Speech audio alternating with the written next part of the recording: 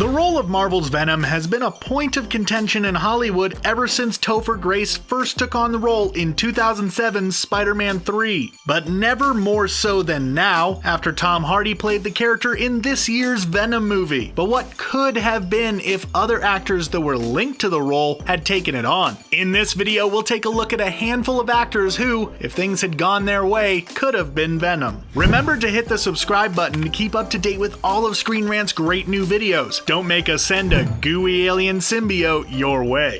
Finn Wittrock.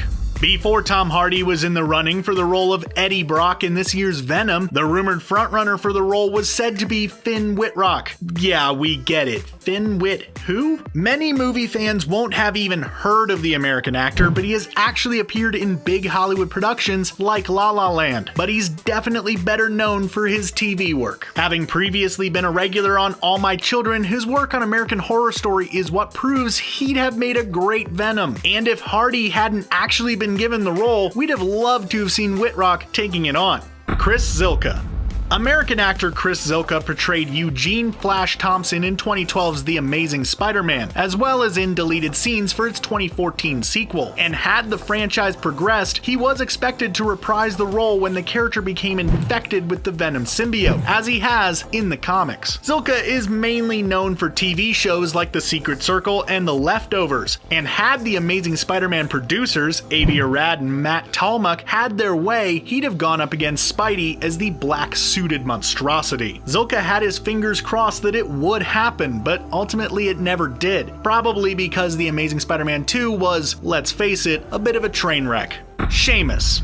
Alright, so saying that Sheamus almost played Venom is a little bit of a stretch, but he's so far out of left field and an intriguing potential choice to play the character that we simply couldn't not include him here. The Irish WWE star and some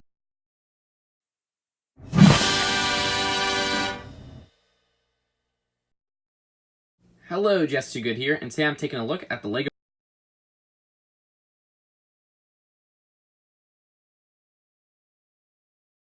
Overwatch Omnic Bastion, which was originally available at the Blizzard store for $25 and has 182 pieces.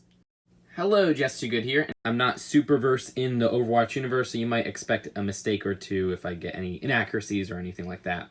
But this does come on a little stand, which you can see it rests on pretty well because it is a very top-heavy figure, but we'll see if it stands by itself after we take a closer look at this figure. So his main body is pretty well done in my opinion. A lot of criticism comes to his head, which I've seen online. People say the brick-built version doesn't capture his head correctly, but in my opinion they did a pretty good job because they could only use so much pieces for a head of this size. This is minifigure scale, so they got to get all the scaling right, and I think the amount of pieces and everything they use captures the essence of his head pretty well. But again, I'm not like a huge Overwatch fan, so I'm less particular on accuracy. Either way, his left arm actually has a little stud shooter, which you can shoot out the stud right here. You have a lot of extras of those translucent yellow studs. There's a sticker on this flap right here, and a sticker on the adjacent flap on the other arm. Lots of articulation. You have one at the little shoulder point. Also, you can move this part up and down because it is on a little hinge, the one